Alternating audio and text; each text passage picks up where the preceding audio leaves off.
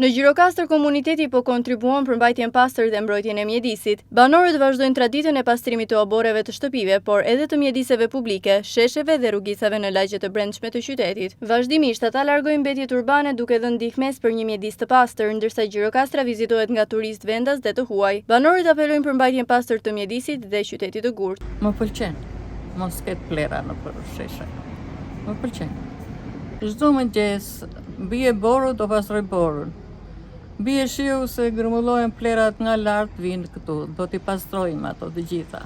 Je detyruar t'i heqësh se pengohen të moshuar fëmijë e plot. Banorët që kalojnë në shumica kënaqen. Shumë veta që si shkojnë me makina i hanë i hedhin mes të rrugës, i hedhin dhe në kokë. Edhe fëmijëve tanë, edhe pleqi me zibajnë nga një shkop që shkojnë të marrin pensionin.